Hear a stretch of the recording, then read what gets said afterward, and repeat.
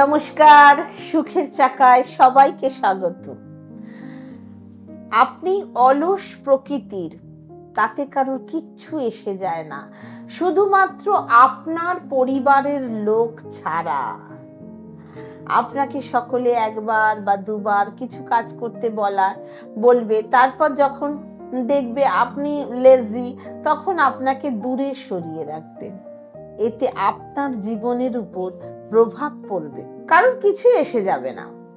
এর থেকে বেরিয়ে আসার উপায় হলো, 1 নাম্বার উপায়, কখনো এমন হলো যে আপনি বন্ধুদের সাথে ঘুরতে বেরিয়েছেন, সেখানে ধরুন তাদের পরিবার আছে, তাদের সমস্যা সব তারা নিজেদের নিয়েই আলোচনা করছেন, সেখানে আপনি লেজিনেস বোধ করছেন বা আপনার ভালো লাগছে না। কেন এমন হয়? কারণ আপনার বন্ধুদের এত কথার মধ্যে আপনি নিজেকে হারিয়ে ফেলছেন। তাদের সব এনার্জির কথা আপনি শুধু শুনেই গেছেন, আপনার মাইন্ড কিন্তু ডিস্টার্ব ছিল। এমনটা হলে মেডিটেশন করুন, প্রচুর জল খান, যে দেখবেন হালকা বোধ হচ্ছে। কারণ এত বেশি কথা আপনি তো নিতে পারেন না, কারণ আপনি কুঁড়ে। 2 নম্বর পয়েন্ট হলো, কখনো দেখা যায় আপনার ভিতর যে এনার্জি আছে তাতে যেটা বাইরে বেরোতে পারছে না, এমন অবস্থায় স্টাক করে গেছে। এমন অবস্থায় আপনি কারোর উপর রাগ করার হলে রাগ করুন, কারোর উপর চিৎকার করার হলে চিৎকার করুন, কাঁদার ইচ্ছা হলে কাঁদুন, কিন্তু নিজের জীবনের পাস্ট টাইম চিন্তা করে ভেঙে পড়বেন না। এর জন্য রোজ সকালে 10 থেকে 15 মিনিট হাঁটুন, জোরে নিঃশ্বাস নিন এবং গ্লাসে জল নিয়ে তার দিকে তাকিয়ে আপনি আপনার নিজে যেটা হতে চাইছেন সেটা বলুন এবং ভেতরে পজিটিভ ইনফরমেশন নিয়ে বলুন। তারপর ওই জলটাকে আপনি খেয়ে ফেলুন।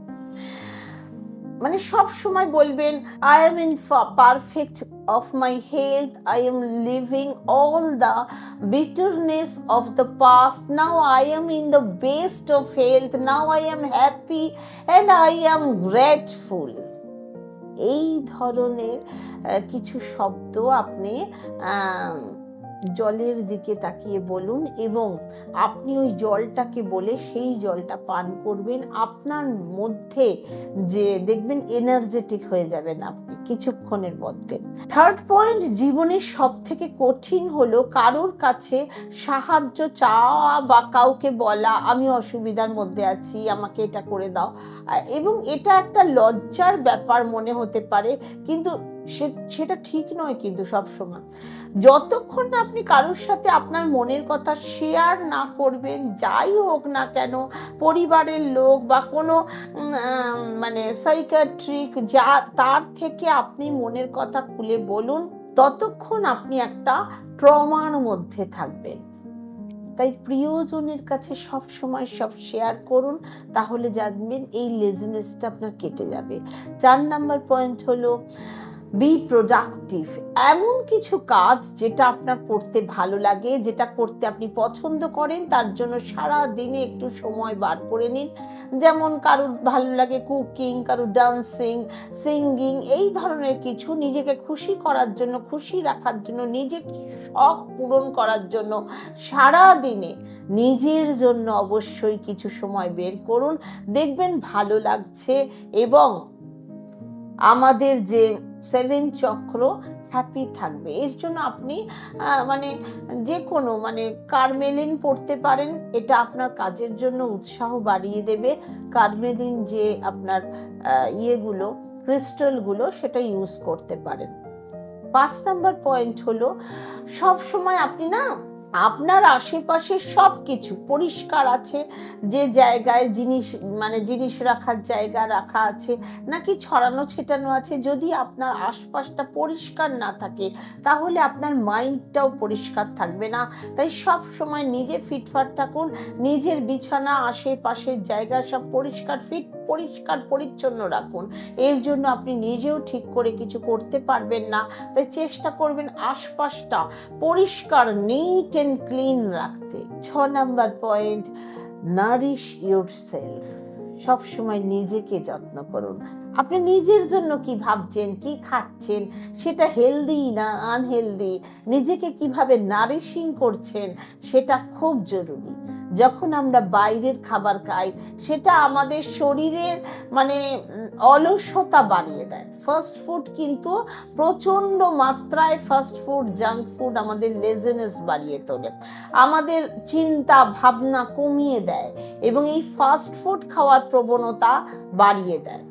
আমরা একটা ঘরে অনেকে মিলে যখন বসে থাকি তখন কেউ কারোর সাথে কথা বলি না, ফোন নিয়ে বসে থাকি, যে যার মতো ফোন নিয়ে বসে থাকি। এটা করবেন না, সবার সাথে কথা বলবেন, সবাইকে ভালোবাসবেন, এর সাথে নিজেকেও ভালোবাসা এবং নিজের প্রতিও কেয়ার করা, হেলদি খাওয়া দাওয়া, এগুলোর প্রতি বিশেষ নজর দেবেন। দেখবেন মাইন্ড অনেক ফ্রেশ হয়ে যাবে। আপনি যদি কাউকে কিছু বলতে না পারেন, দেখুন ফোন কিন্তু আমরা জাস্ট অন্যের কথা নিচ্ছি, অন্যের কথা শুনছি, অন্যকে দেখছি, কিন্তু নিজের কিছু কথাও কাউকে শেয়ার করতে হবে, তবেই মন ভালো থাকবে। 7 নম্বর point, surrounded by toxic person বা টক্সিক পিপল। আপনার আশেপাশে এমন কিছু টক্সিক মানুষ আছে যারা কারণে আপনার মন খারাপের কারণ হয়ে ওঠে। আপনি লেজি হয়ে যাচ্ছেন, এর থেকে আপনি বেরোতেই পারছেন না, তাহলে এদের থেকে দূরে থাকুন। এমন কিছু মানুষ আপনার পরিবারে, আপনার কাজের জায়গায় থাকবে, যাদের থেকে আপনি নিজেকে দূরে রাখার চেষ্টা করুন।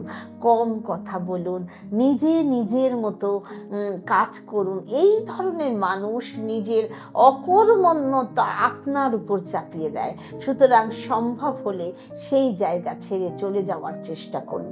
যে জায়গায় যে লোক আপনার মানসিক চাপের কারণ হবে সেই জায়গা ত্যাগ করবেন। ভগবান আপনাকে এই পৃথিবীতে পাঠিয়েছেন, আপনার ভেতরে সেই গুণ আছে যাতে আপনি কিছু করতে পারেন, এটা মাথায় ঢুকিয়ে নিন। No one can make you feel anything, it's you who allow that to happen. কেউ আপনার মাথায় কোনো দুশ্চিন্তা ঢুকিয়ে দিল, আমাকে দেখে শেখো। অনেকেই তো কমেন্ট করে এটা হবে, এটা সম্ভবই নয়, কিন্তু তারা কি আদৌ জানে? আমি তো অনেকের উপর অ্যাপ্লাই করার পর বলছি জিনিসটা। প্রথমে আপনাকে বিশ্বাস করতে হবে।